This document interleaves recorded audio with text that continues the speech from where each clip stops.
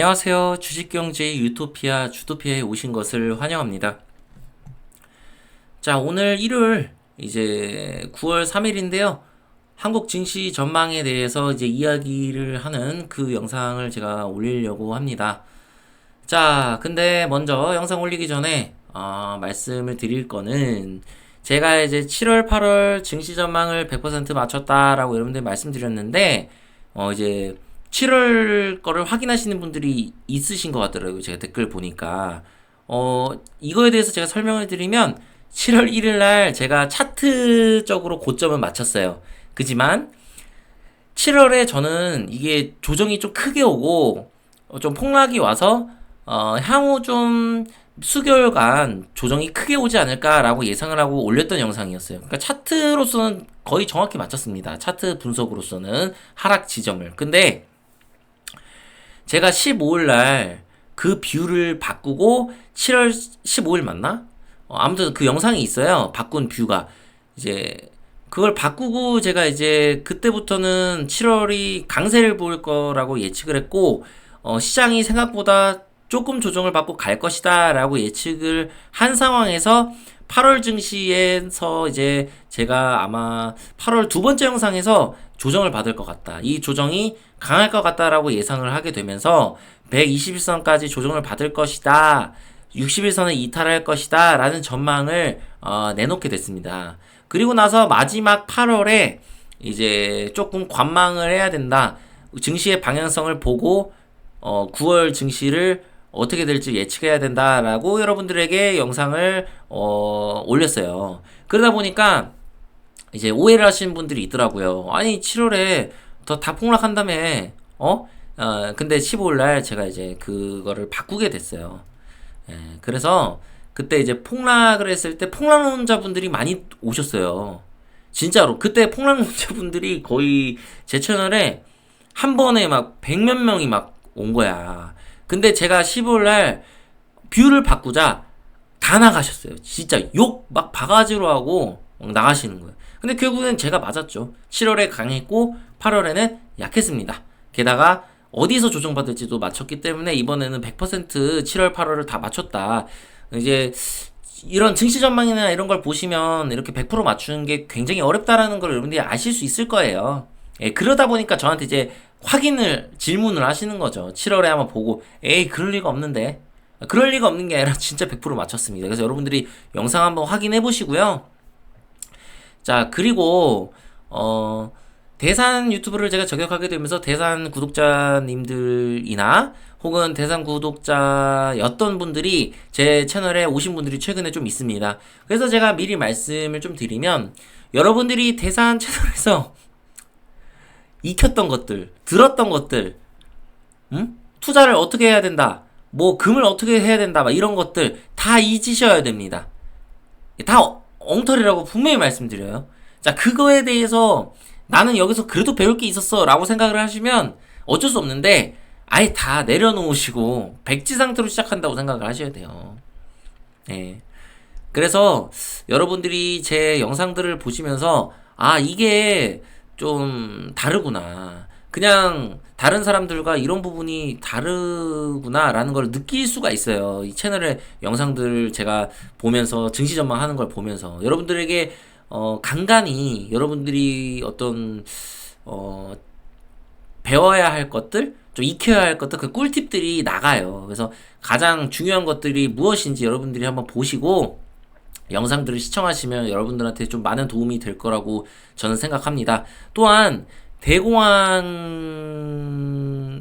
지금 왜 안 올 가능성이 높은가?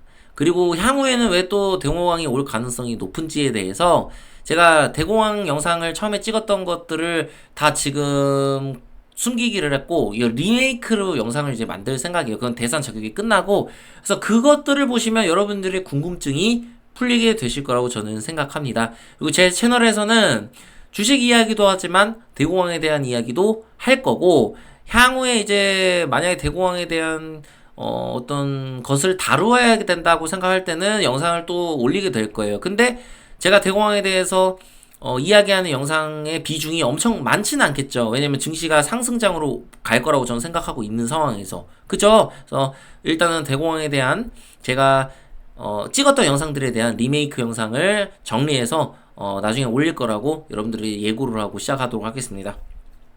구독과 좋아요, 알림 설정 부탁드리고요.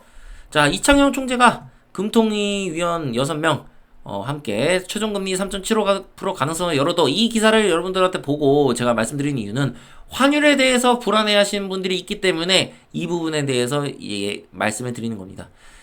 자, 이창용 총재가 만약에 중국 문제가 크게 터질 거라고 예상을 했다면 최종금리를 벌써 올렸을 겁니다. 선제적인 금리 인상을 했을 텐데 동결을 결정을 했어요. 그 얘기는 무엇이냐? 중국 문제에 대해서 크게 우려하고 있지 않다. 그 중국 문제가 아주 심각하게 터질 가능성이 낮기 때문에 한국에서는 이미 준비를 다 해놨다라는 것으로 여러분들이 생각하시면 돼요.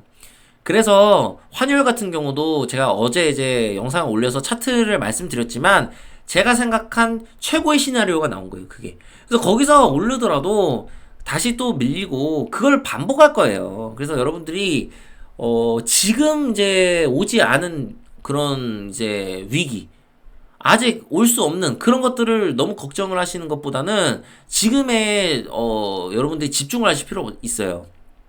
지금 어떤 종목들이 유망할까?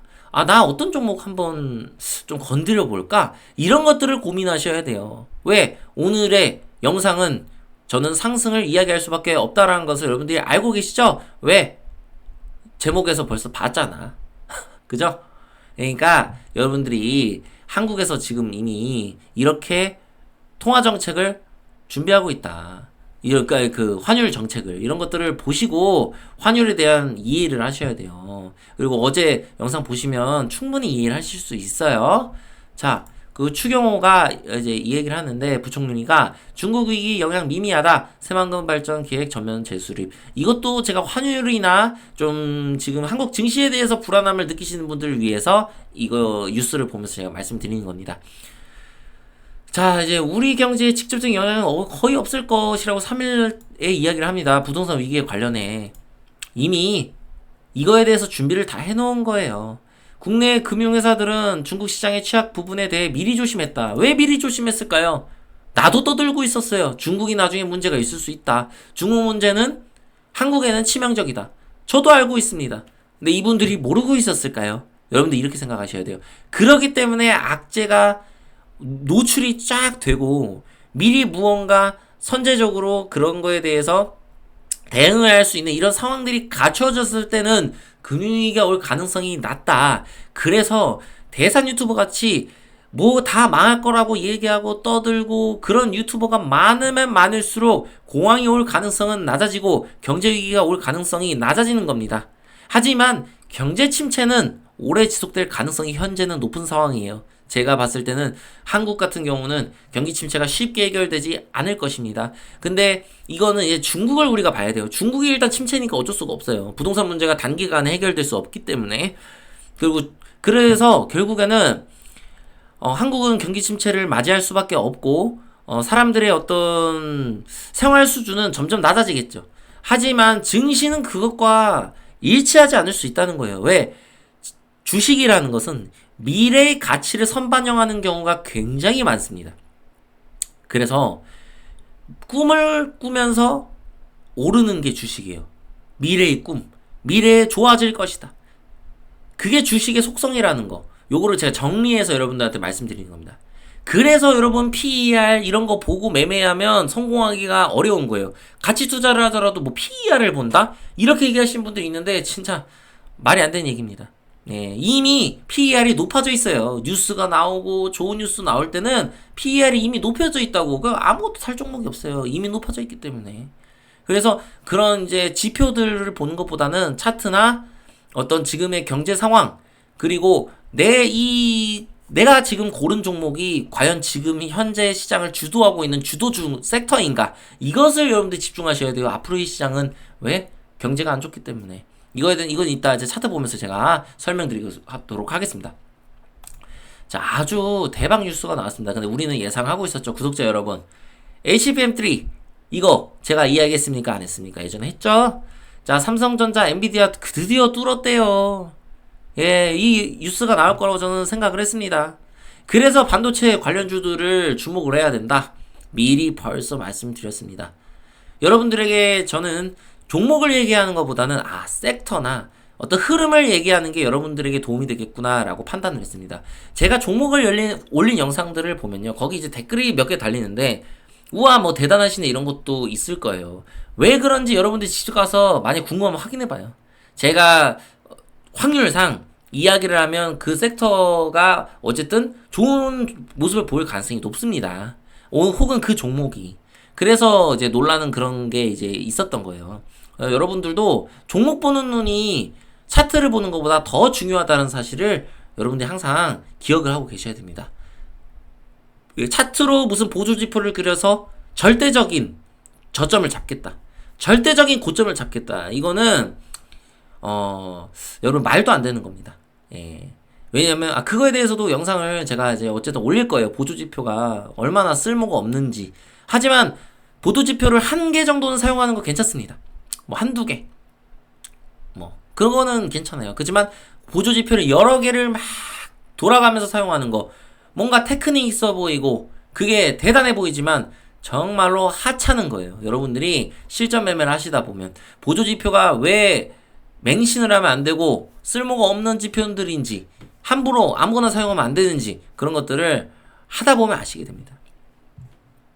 자, 그래서 엔비디아와 공급한다 이것 때문에 삼성전자의 매출은 향후 높아질 가능성이 높겠죠. 그동안 반도체가 정말 죽쓰고 있었고 반도체의 악재만 계속 터졌는데 이 가뭄 속에 단비가 내린 겁니다.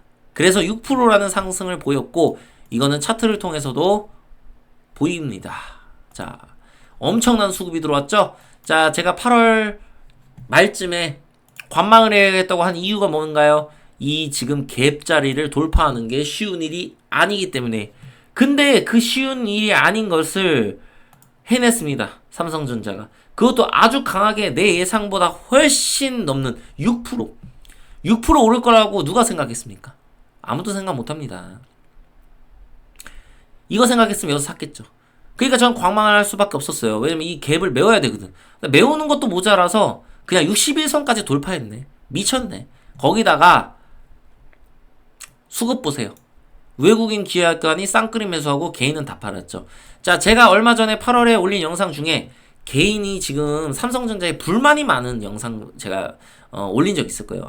개인들이 삼성전자 때문에 짜증이 났어. 뿔났어. 아니 삼성전자 9만 전자 간다면서 왜 이렇게 내리고 있는 거야? 더 내리면 어떡하지? 이런 이제 생각들을 가지고 있었죠. 저는 이제 투매가 나와서 이 투매를 외국인이 받아먹을 거라고 판단했는데 그 가능성보다 아예 그냥 조져버린 거죠. 개인 다 조졌죠. 6% 올렸는데 개인 다 팔았습니다. 이게 판 게 얼마야? 7천억을 팔았어요. 개인이. 왜 팔았을까요? 들어온 종목 이제 빠이빠이. 삼성전자 때문에 아주 힘들었어 라고 생각하신 거죠. 개인 투자자 여러분이. 이제 반도체가 시작인데 그러면 이분들 다 어디 갈 것 같아요? 어디 갈 것 같습니까? 반도체 가시는 분도 있고 어디 뭐 대선 테마를 하시는 분도 있고 혹은 뭐 태양광을 하시는 분도 있고 이제 다 자기 길을 떠나는 겁니다. 이제 자기가 투자하고 싶었는데 그동안 참았던 거. 근데 2차 전지가 개인들이 가장 많이 몰릴 가능성이 높아요. 근데 2차 전지는 반대로 떨어질 가능성이 높기 때문에 저는 이제 2차 전지 관련주는 조금 이제 볼 생각이 전혀 없어요. 앞으로도 말씀드리겠지만. 자, 그래서 삼성전자 같은 경우에 대해서 제가 좀 더 디테일하게 설명드리면 삼성전자는 앞으로 9만 전자, 10만 전자도 충분히 바라볼 수 있는 그런 지금 상황이다. 그래서 전고점도 돌파할 수 있습니다. 충분히. 지금 상황으로는. 그지만 우리가 추이를 좀 지켜볼 필요가 있겠죠. 왜냐면 결국에 나스닥이 가야 되고 엔비디아도 가야 돼요. 미국의 반도체 지수가 좋아야 삼성전자도 오를 수 있는 겁니다. 그래서 그것을 감안했을 때 우리가 일단 10만 전자를 갑자기 보는 거는 너무 이제 섣부른 거고 일단 첫 목표가를 8만 전자 쪽을 조금 보셔야 돼요. 여기가 저항이기 때문에. 네. 근데 지금 상황에서 약간 단기 추세는 역배열인데 얘가 이렇게 정배열로 돌아가려면 조정이 좀 필요합니다. 기간 조정. 가격 조정보다는 기간 조정이 있을 가능성이 높은 게 외국인이 계속 살 거예요. 외국인이 엄청 들어왔잖아요. 그래서 기간 조정을 통해서 이평선이 이제 이격이 줄어들면서 얘가 이제 조금 시간이 지나면 우상향을 하게 될 겁니다. 물론 바로 상향을 할 수도 있어요. 워낙 세니까. 근데 저는 미국의 현 상황이나 제가 이런 것을 좀 토대로 봤을 때는 조정을 보일 가능성이 높고 그 조정의 폭은 크지 않을 겁니다. 그리고 삼성 지금 이제 제가 증시가 이제 코스피가 3,000원 갈 가능성이 높고 지금 이제 상승 추세가 시작이라고 말씀드리는 이유가 지금 이 차트를 봤을 때 이 저점을 이탈하면 끝이에요, 그냥. 그러면 끝이야. 그러니까 간단한 거예요. 삼성전자의 이 수비 들어온 이 장대 양봉을 지지하는 순간 지지받고 그냥 올라가는 것만 남은 거예요. 그래서 변수는 이거 하나예요. 이거 저점 이탈하는 거. 그거 아니면 삼성전자는 갑니다. 가능성이 너무나도 높아요. 삼성전자가 가면 누가 가? 반도체가 가겠죠? 반도체 작은 소부장 관련주들 다 오르게 되겠죠? 그러면서 반도체가 코스피 증시에 미치는 영향이 어느 정도다? 20%가 넘는다. 약 24% 정도가 될 겁니다. 그래서 약 24% 정도의 시총을 반도체가 차지하고 있기 때문에 전체 코스피 증시에서 시총에서 그렇기 때문에 당연히 반도체 지수가 오르면 증시도 오르게 되고 자 그동안 에코프로가 이제 대장의 역할을 하면서 증시를 되게 박살을 냈났죠. 약간 건강하지 못한 증시 환경을 에코프로가 만들었어요. 그래서 증시가 좀 병들어 있었다고 그동안. 근데 이제 에코프로는 자 에코프로 차트 한번 볼까요? 자 에코프로가 제가 이제 여기서 올라가더라도 저는 쌍봉 찍고 떨어질 거라고 얘기했고 못 올라간다고 말씀드렸는데 제 예상은 에코프로는 결국 이 자리를 들어가게 될 것이다. 아니면 이 구간에 머물 것이다 라고 예상을 하고 있습니다. 결국 에코프로가 내리게 되면서 에코프로가 뿐만 아니라 이제 뭐 금양 뭐 포스코 이런 2차전지 관련주들이 시총이 낮아지게 되면서 코스닥이 그러면 폭락을 해야 되잖아요. 근데 그게 아니라 그 과정에서 다른 종목들로 자연스럽게 돈이 흘러갈 거라는 얘기예요. 그러면서 이제 순환을 하는 거죠. 돈이. 그러니까 돈이 이제 삼성전자로도 들어가고 뭐 로봇주로도 들어가고 또 AI 관련주로도 들어가고 뭐 하면서 이렇게 순환을 하는 과정을 거치면서 건강하게 상승할 수 있는 토대를 마련할 가능성이 상당히 높습니다. 지금 증시의 상황을 판단했을 때. 그래서 여러분이 긍정적인 사고를 가지고 뭐 저는 이제 2차전지 관련주가 별로라고 여러분들한테 말씀드렸지만 여러분들은 좋을 수 있으니까 그건 여러분들 마음입니다. 선택이고. 하지만 제 판단으로는 제가 쭉 말씀을 드렸지만 아마도 반도체, 로봇, AI 뭐 아니면 뭐 제약주도 하나 좀 추가할 수 있겠죠. 뭐 그런 관련주들이 움직일 가능성이 높고 실제로 그런 관련주들이 지금 움직였어요. 예를 들어서 레인보우 로보틱스 예전부터 말씀드렸는데 이제 로봇 관련주죠. 아이고 레인보우 로보틱스 이거를 추천하는 게 아니에요. 여러분들 보시고 참고로 하라는 얘기 이거 진짜 뭐 매수해라 이게 아니라 섹터를 말씀드리는 겁니다. 저는 섹터를 말씀드리는 거고 이런 섹터가 좋을 가능성이 높나? 진짜 그런가? 여러분들 알아보고 괜찮다고 생각하면 여러분들이 종목을 고르셔서 그런 식으로 매매를 하셔야 됩니다. 제 영상은 그러라고 만드는 거예요. 여러분들이 자발적으로 참고를 해서 종목을 한번 선정해 보시고 매매를 해보셔라. 이런 깊은 뜻이 있습니다. 제 영상은. 자 레인보우 로보틱스 로봇 관련주인데 움직였습니다. 자, 솔트룩스. 자, AI 관련주인데 움직였습니다. 제가 누누이 예전부터 말씀을 드렸던 종목이 아니라 섹터죠. 자, 예를 들어서, 하나마이크론. 말씀은 안 드렸지만, 반도체 관련주입니다. 움직였죠. 반도체, AI, 로봇이 왜 앞으로 주목을 받을 수 있는지 이런 것들에 대해서 한번 여러분들이 곰곰이 생각해 보시고 주식을 조금 즐기시려고 하셨으면 좋겠어요. 뭐 대산 경제 유튜브를 통해서 여러분들이 뭐 손해 본 것도 많고 시간도 많이 날린 게 있겠지만 이제부터라도 제대로 투자를 하시는 습관을 가지시고 제일 투자에서 중요한 덕목은 마인드예요. 내 마인드가 무너지지 않고 또 손절을 얼마나 잘할 수 있느냐. 그게 여러분들이 갖춰야 될 덕목이에요. 가장 중요한 덕목. 수익을 내는 게 아니라. 결코 100%는 없습니다. 모든 선택에 있어서. 그리고 항상 리스크는 있습니다. 그래서 그 리스크를 여러분들이 생각을 하시고 항상 투자를 하시고 손절을 준비하시고 대응을 하셔야 여러분들이 앞으로 주식시장에서 살아남을 수 있고, 앞으로의 대상승장이 만약에 찾아오게 된다면 코스피가 진짜 3천이 가고 삼성전자가 10만 전자가 가는 그날까지 여러분들이 습관을 고치시고 주식 매매를 하시길 바라겠습니다. 투자를. 자, 구독과 좋아요 알림 설정 부탁드리고요. 주식경제 유토피아 주토피아였습니다. 감사합니다.